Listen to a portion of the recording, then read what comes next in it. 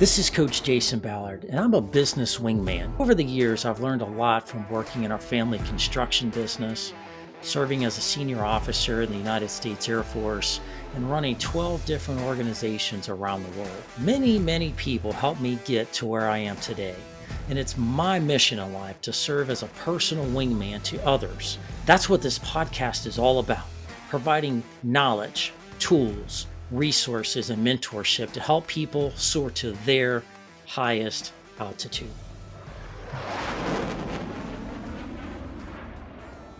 Welcome back to the Soar Higher podcast. This is your host, Coach Jason Ballard, and I'm excited to be with you as we start a brand new year here in 2025. We got a lot of exciting things going on with the podcast. We got a lot of exciting guests, experts, leaders, innovators, entrepreneurs, movers, shakers that are going to be on the show this year. We're booked out, a good part of the summer already, and it's just going to be great. If you're listening, tell your friends about this because we've got some amazing things that are going to be happening this year, and you're going to learn a lot. The whole purpose of this podcast is to empower people, to connect people with leaders and people that are doing great things out there, people that are thought leaders and people out there doing great things in the world with their products, their services, whatever that may be. Give you access to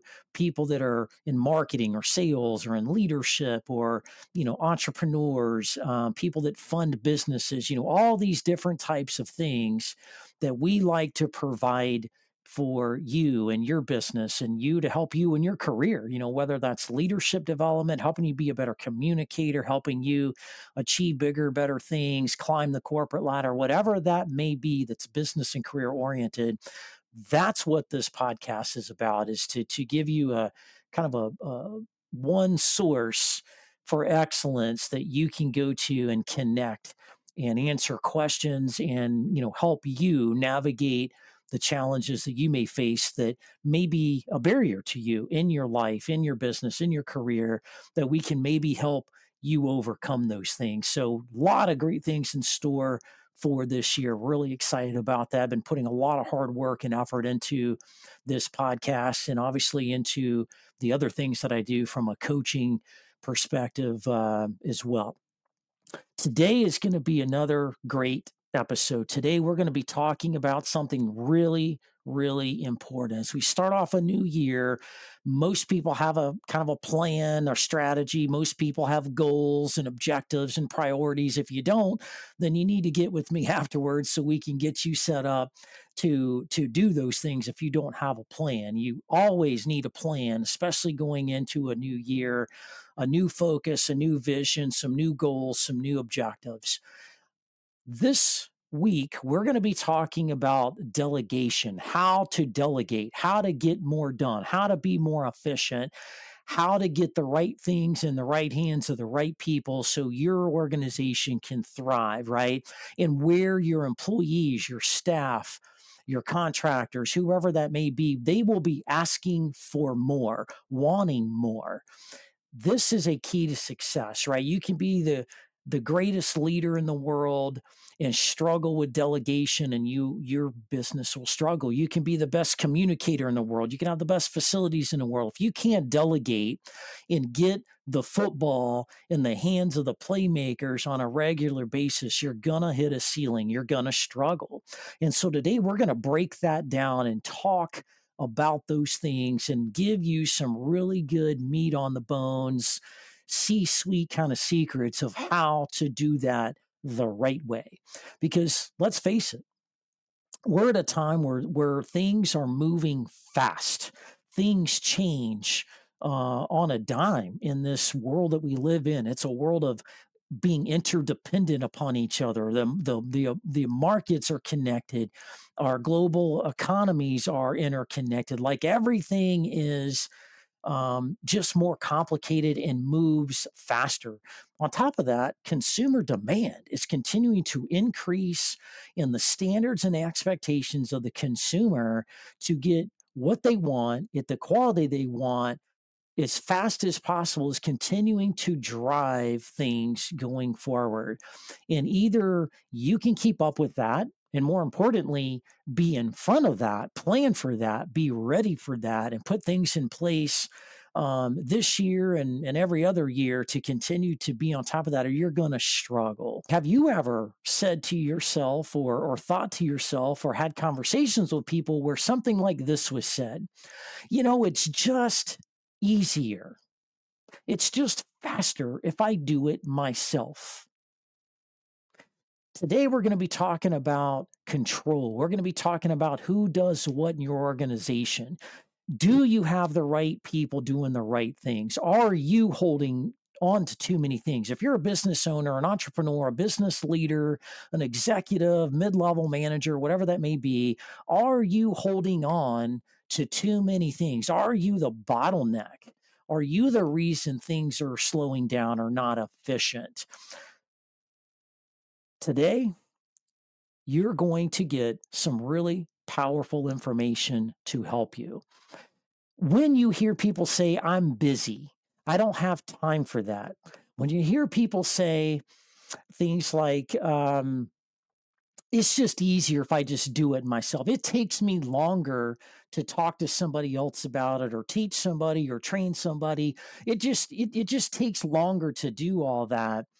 And so I'm just going to do it myself. I'm just going to hold on to these things and I'm going to do things my way because it's just easier and faster. Well, that may be true. There are instances where that may be true. However, that is short game thinking. That's playing checkers. That's not playing chess. So every time you take time out of your day as a leader to do things yourself because it's just easier and faster, that one time, now you've got to repeat that again the next time, repeat that again the time after that. You continuously put yourself in that loop of being the one with the knowledge, the one that's the bottleneck, right? And that's just small fry thinking. So if that is going on in your organization, I highly encourage you to think differently, to think about, yes, it may take me an extra 30 minutes or an hour to train somebody to do something. But the good news is if they're trained and they know what they're doing and the expectations around it, then you don't have to do it anymore. Then they can train some people to do it and more people know how to do it. Then you get more people doing it, then they get really good at doing it. And then they find better ways to do it and make it even more efficient, more streamlined than it ever was before. It just continuously improves over and over and over. The other thing about, yeah, I'll just do it myself mentality is what happens when something happens to you? What if you get sick? What if you go on vacation? What if you get hit by a bus? What if you win the lottery and leave? Like all the eggs are on one basket. You are the only one that knows how to do something. That also stifles growth for yourself because you've just now put a ceiling over yourself and what you can and can't do in the company. And you've pigeonholed yourself into doing those kind of things in those kind of ways. You also stifle innovation and new ways of thinking. You also stifle the development of the people below you when they can't learn, when they can't take things off of your plate, when they can't grow, when they can't experience new and exciting things, then you're stifling the growth of the employees. Then they will eventually leave. Then you eventually put the company in a position where it's not going to be successful in the long run. That's short term thinking. I want to encourage you to think longer term. All right. And so what is the answer to this riddle here, right? What's the solution? Delegation. Learning how to delegate. Learning how to put the football in the hands of the playmakers at the right time, at the right place, so they can score as many points for you and your organization as possible. But delegation isn't, there. So I want to break the word delegation down, the meaning of that. I want to define that here and get on a level playing field because a lot of different people I talk to in business, they have different definitions of delegation. Some people think of it as telling people what to do. Some people look at it as, kicking the can down the road and doing, all just moving crappy stuff you don't want to do, the dirty details kind of stuff down to somebody else. But delegation isn't about just giving work to other people and shoving stuff off your plate and filling somebody else's plate. It's not bossing people around. It's not micromanaging people. Delegation is a little more complicated than that, right? It's an art. It's not a science. It's an art, which means there's a right way to do it and a wrong way to do it. It takes time, it takes practice to be able to delegate effectively to where people understand what you're delegating, do the things you need to do in that delegation, and then there's follow up. So let me give you a definition, a really good definition of what delegation really is. It's the art of understanding everything that needs to be done, who the best people are to do it, communicating those things to the right people as effectively as possible, following up throughout the entire process, ensuring everything got done when it needed to get done to the expected level that it needed to be done at. There was a lot in that definition. That's why this is an art. That's why there's more to it than just telling people to do something. Hey, can you go buy new office supplies and fill up our office cabinet? We're out of pens and paper. Hey, can you go move my car out of the rain? Hey, can you go fix the copier? Can you go do whatever? It's a lot more than that. It's about the art of communicating. It's about the art of people understanding what they're supposed to be doing. It's the art of making sure you get the right things to the wrong people. The worst thing you can do is delegate and tell people what to do, just randomly giving it to people. If you don't put the right duties and the right things in the lap of the right people at the right time, you are wasting your time. You're creating more problems for yourself than you probably realize. Okay. So I want to go over some misconceptions about delegating. Okay. Mistakes people make, misconceptions people may have. One is, well, I'm the boss and I'm just going to call the shots and I'm just going to tell people what they need to do when they need to do it. And it's all dependent upon me. Whenever I feel like letting something go, whenever I feel like I'm, busy with things and I just don't want to do something, I'm just going to fire that off in an email and tell somebody to do it. I'm just going to fire that off in a meeting and tell somebody to do it. That doesn't work. Doesn't work very well. Another big one is just getting rid of stuff that may be stuff you don't want to do, something you don't like to do. It doesn't feel good to you. Telling somebody else to fire somebody that works for you because you don't like conflict and be in a tough situation, deliver bad news, that is not a good reason to delegate. And we're going to get into a little bit more of that here in a minute. But it's not about just avoiding things. It's not about just getting rid of the crappy task you don't want to do to whoever that may be able to do it. Right. Another misconception or mistake people make is the fire and forget method. Right. I'm just going to fire off this task to somebody. Hey, go do X, Y, and Z. And you just assume they got the message. You assume they understood it correctly. You assume that they understand those expectations and you assume they got it done. And then you come to find out that maybe there was a misunderstanding. Maybe they didn't do it when they were supposed to do it. I was at a client's office just today, this morning, preparing this client for next level stuff for 2025. While we were sitting there, the CEO of the company and the COO and the chief of staff were all sitting at a table talking about priorities and goals and who was doing what and how we were going to shape up this year. And during that conversation, the COO says in the conversation, yeah, we're going to get that done next week. That's on our schedule for next week to send out these things to our customers, for setting them up for the next round of updates to the things that we're doing here in the company. And the CEO pops up and he looks out and he's like, wait a minute, I thought that got done last week. I was told that was done. And the COO says, no, I'm not sure where you got that from, but we needed to prepare, some things for this to go out. And so, no, it's scheduled to go out this week.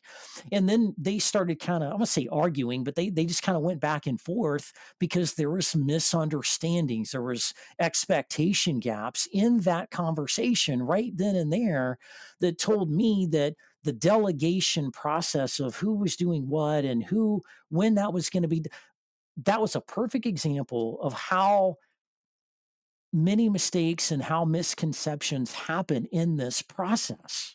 And I saw that play out right in front of my eyes. I kind of chuckled on the inside, and then we talked through it, worked through it, and got everybody on the same page, and the meeting ended well. But that's a common thing. People fire and forget. They just assume that everything, oh, they heard my message. They got the email or they got the directive straight from me or whatever that may be, and they heard it and they're going to go forth and just take care of it. A lot of times that doesn't happen the way it needs to happen. Another one is they delegate too much stuff too often. That is a real big problem, like where you're just constantly delegating 10, 20 things a day to people. You're just a task master, just rolling stuff down the hill on the top of people. And sometimes it just overwhelms people. You got to be careful in how you delegate because people may not understand something on your level, may not be experienced as you to be able to get things done better or faster than you might have been able to do them. And it may take them longer to do it, right? And so if you're just constantly pounding on people and just delegating everything to everybody and hope the team figures it out, that's a major issue that causes a lot of problems in companies is just delegating too much too fast, and sometimes to the same people over and over again. That certainly causes problems, right? Another one is not being clear on the priorities and expectations. You can delegate a lot of stuff down to people, but if people get lost in all the things that they have to do that's kind of on their day-to-day in their day-to-day job jar and all the tasks and all of the new things you're rolling down to them, they can get lost in those priorities. And so as leaders, when we delegate, we have to make sure that people understand the priorities because priorities sometimes change with leaders. And if I'm already been delegated some things and it's a priority one, and you delegate two more things to me the next day, well, one of those things may be a bigger priority. But if you don't communicate them and those expectations aren't clear, I'm treating it as they're all tasks, they're all things that were delegated to me. And now I'm going to work through them the best of my ability, and I may or may not meet your expectations, may not get the right things done at the right time. Another misconception or mistake is you don't give the right tasks to the right people. You don't give the right tasks to the right people, and that can certainly cause a lot of problems.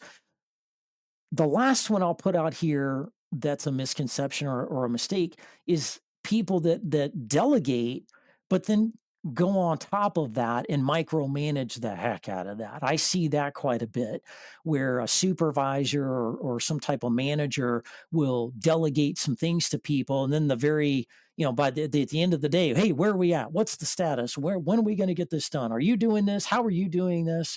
The next day they follow up again, the next day, and they're just constantly delegating and then riding, herd over them in a very micromanaged way, and it just doesn't give people the freedom they need to do what they need to do, how they need to do it, and they just feel like they have to do it their boss's way, or constantly be answering the status updates, and that takes them away from actually doing the work. Okay, so when those mistakes happen, when these misconceptions start kind of playing out as I've described, there's some results that come from that, right? The results are, it creates confusion. It creates a lot of frustration. It creates a lot of gaps in communication.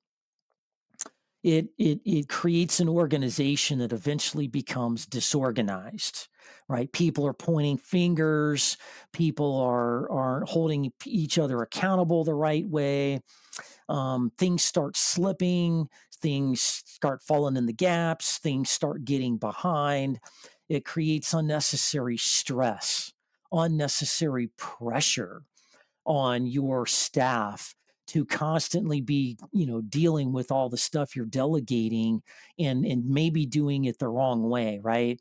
Maybe not doing it in the best possible way, right? And becoming, over time, this thing snowballs and it creates a negative culture, a culture of dysfunction and chaos and stress. And I thought you were doing that. Well, no, I told you to do that. Well, I thought that was a priority. Well, no, that's not a priority. And you can get lost in the world of delegating stuff, and sending stuff down the chain and sending stuff back up the chain. And you can get really lost in those things, and it burns people out.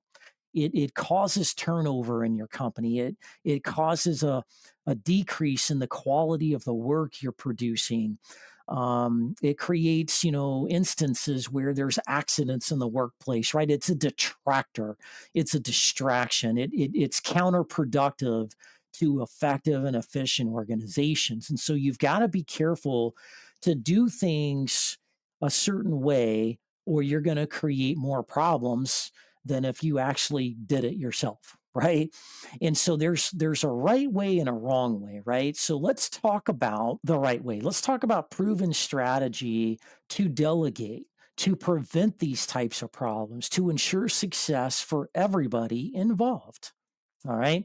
So I'm going to lay out a multi-step process here, a strategy that you can use to make sure you are delegating the right things the right way, and getting the results, the long-term successful results that you really want to drive in the organization, and set the example for everybody else in the organization, set the right expectations for everybody.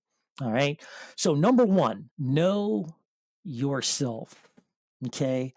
Know what you, the leader, whether you're a C-suite leader, a business owner, a VP, a director, a mid-level manager, whatever that may be, doesn't matter.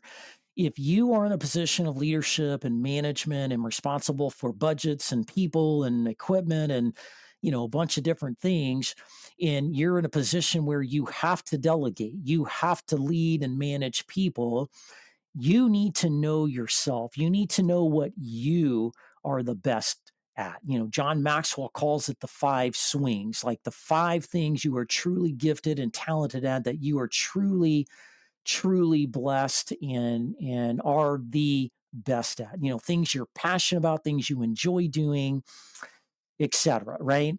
And that means you understand your responsibilities and your authorities of what you can delegate, because sometimes people try to delegate things they really don't have the authority to delegate, nor should they delegate that down.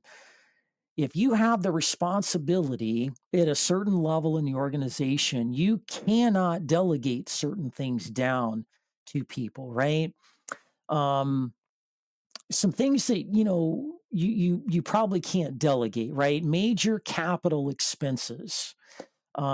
signing off on significant contracts with vendors or suppliers and those kinds of things, hiring certain levels of people. If you're a director in an organization, you can't, you know, delegate hiring somebody that works directly for you. If you're hiring a sub-level manager, right? Like, you can't delegate going to the board and briefing the board on the status of the company and shareholders and things like that, right?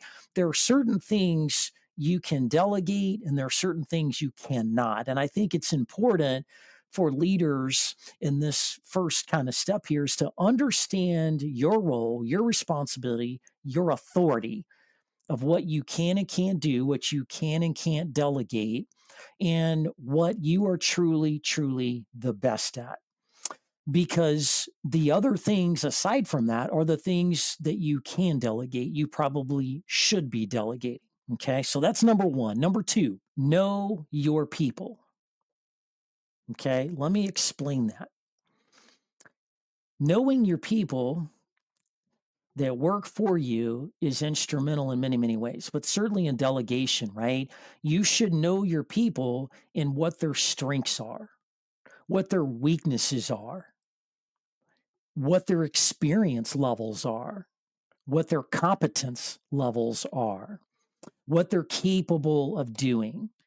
You should also know how much stuff is already on their plate. You should know how much stuff you can add to their plate before you break them, before you overwhelm them, before it's too much, right? You should know the limitations of your people so you know how far to push them. You kind of gauge where they are and what their workload is and what they're capable or not capable of doing, right?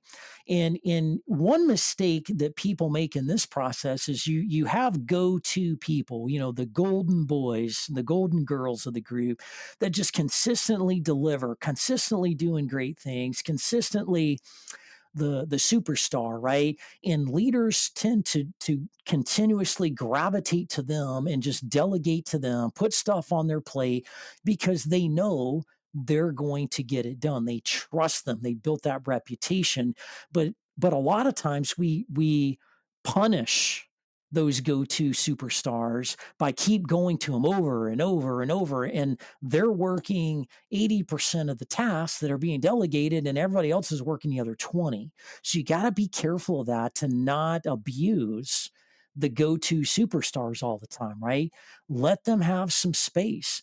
Delegate that, disseminate out those things out to the right people. And I know what you're thinking, like, well, there are certain people that just can't do what those people do. And I have to keep going to those go-to people. Well, I'll challenge you back by saying you need to train up more go-to people. The go-to people that are hitting it out of the park need to be spending time with the people that may be struggling or maybe not at that same level and building them up. You need to continuously build a deeper, wider bench of go-to people and not just have one or two on the team. Okay.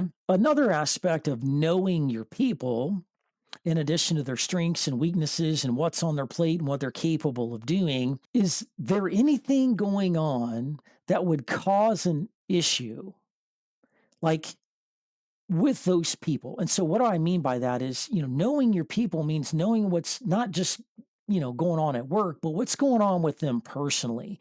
Sometimes people get into situations where they just may not be best suited to take on a task that you want to delegate to them. Sometimes people go through a divorce, they go through a death in the family, a child that gets sick, they may get in a car accident. Life experiences happen to people all the time. You knowing your people and the things that are kind of going on with them just helps you make sure you're not kind of oblivious to what's going on holistically, right? So it really looks bad on you as a leader and as a company and how you treat people, as if something is going on with somebody that's significant in their life. They've already got a full plate, and then you just keep dumping more stuff on them because you want to get it off your plate, get it delegated down the line.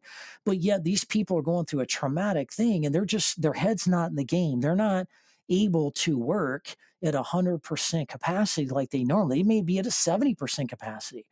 Knowing your people, knowing these types of things will help you do things, in the right way, help you and your team to be in sync. All right, number 3, look at everything on the plate. Look at everything you've got going on in the company holistically and strategically. What all do we have going on? All right. And prioritize those things, you know, aligning those things that you've got going on, the tasks, the priorities, the day-to-day projects, and making sure they're in alignment with your company strategy, priorities, goals, because you want to make sure that everything you're doing and your people are doing are prioritized and focused on the big rocks, right? You don't want to get busy doing busy work and miss the boat on the most important things going on. So as a leader, you need to constantly be looking strategically at all the things that are going on and where things are tracking in accordance to being on track with the company's goals, and keeping those continuously prioritized throughout that process, right? That's critical. And so there's a tool out there I want to introduce you to. You can Google it and download it off of Google. It's something that can help you with the prioritization of these things in helping you in the delegation process, right? It's something called the Eisenhower Box. It was created by um, Dwight D. Eisenhower. You probably know him from World War II. He was Supreme Allied Commander that led D-Day and led us to victory in Europe during World War II. Went on to be the 34th President of the United States. And he says, what's important is seldom urgent, and what is urgent is seldom important. All right. So he created this kind of a simple way of breaking things down. It's either important or unimportant. It's either urgent or not urgent. And those things are not the same thing. So if you think about a quad, like a four boxes stacked on, two boxes stacked on top of each other in a quad kind of format, if something is not important and it's urgent, delegate it. Okay. If something is important and it is urgent, then that might be something you need to do yourself. Do it today. If something is important but not urgent, then you need to prioritize that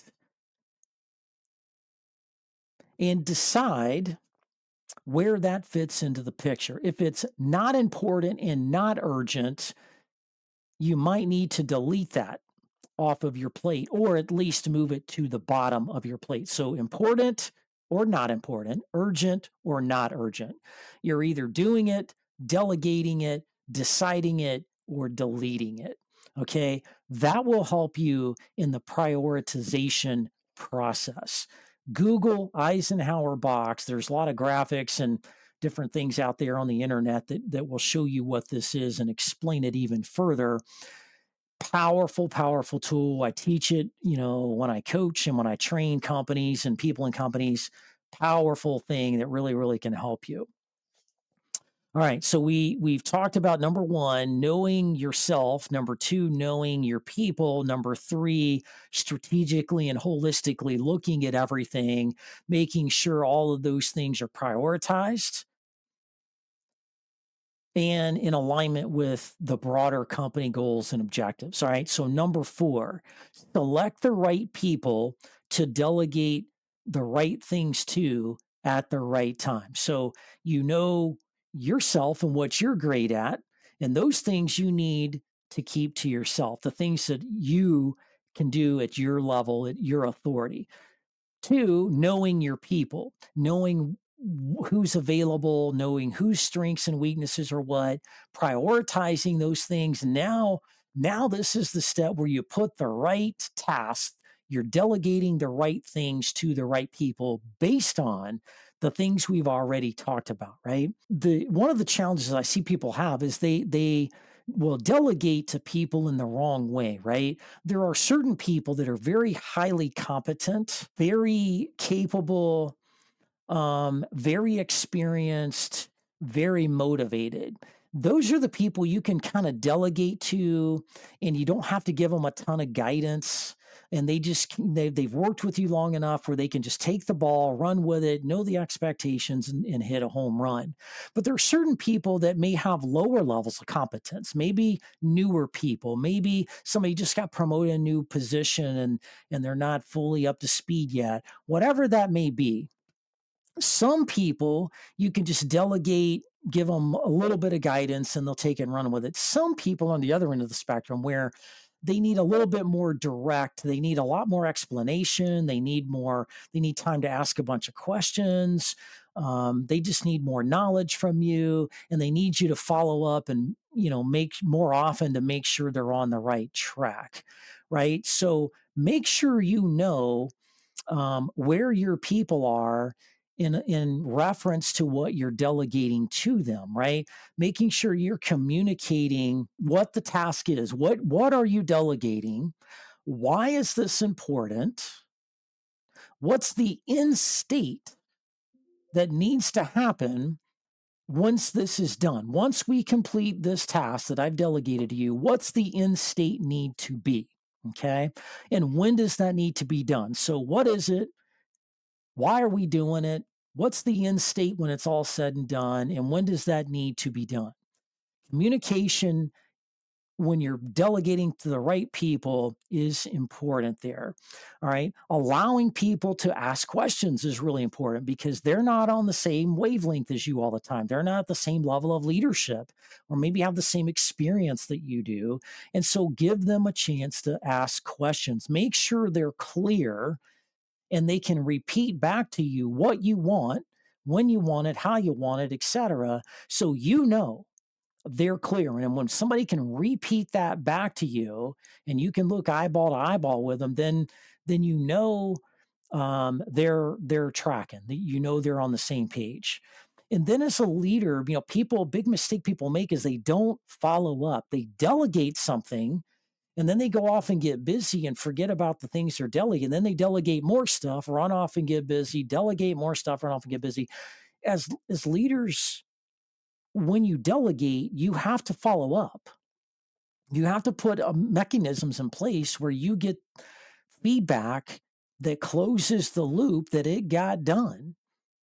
And it got done the way it needed to get done, when it needed to get done, right?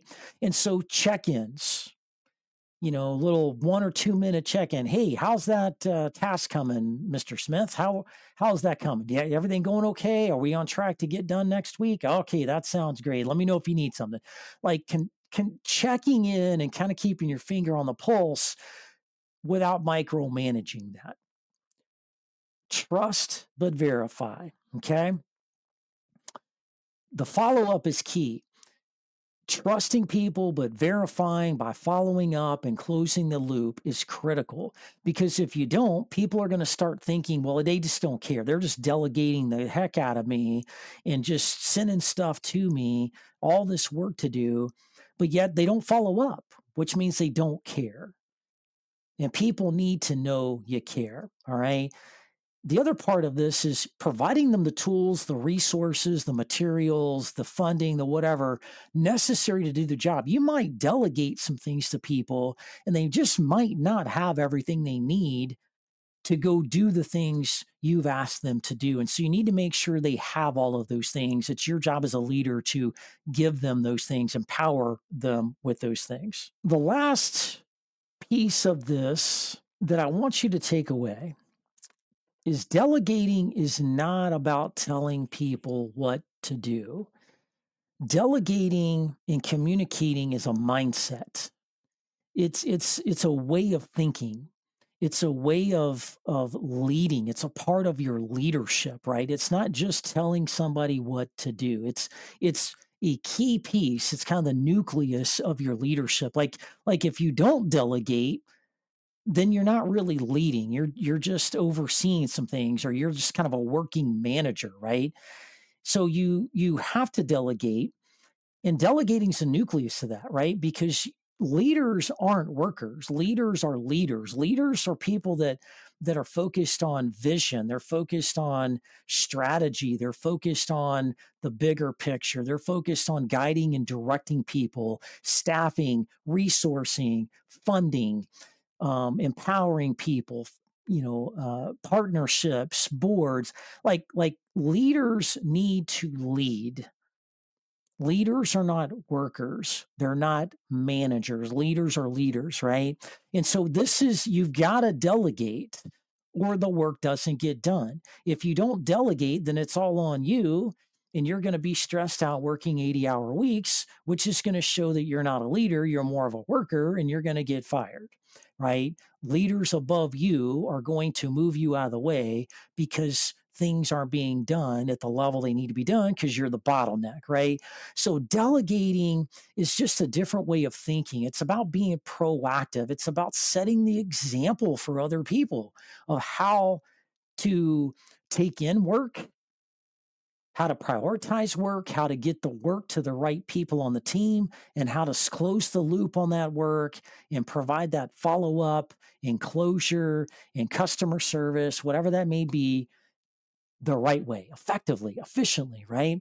This is about leadership. This is about empowering people, because when you delegate in the ways that I've kind of recommended today, people are going to feel empowered. They're going to feel like, man, the boss really, really likes me, really trusts me. I feel like I'm in sync with the boss. The boss gives me stuff to do. I go do it. They support me. They follow up. There's good collaboration and communication. We're working well as a team. Everybody's thriving. Things just tend to go better. People are empowered. You get more done faster. It's just more efficient that way. The people on the team are working well together. They're solving problems together. Everybody's doing their part. Everybody's being held accountable. And you're creating opportunities to challenge them, creating new opportunities for them to do some different things in different ways, helping grow them and develop them, and create a culture of excellence where everybody can win. So when you can delegate effectively, when you can create that kind of culture of people winning and achieving on a personal level in their careers, where they're growing and evolving and becoming bigger and better people year after year, and that's in alignment with the company and the company's goals, you've created a winning team, a winning group that just cannot be stopped. So today, I hope you better understand what delegation is, how important this is to do it a certain way. You've taken my strategy and leveraged that in a way that can make a difference for you. That's it for today's show, everybody. I hope you get a lot of value. If you've got questions, you want to follow up, we've got contact information via whatever channel you may be listening to this. You can reach out through that. We'll follow up with you if you want to learn more.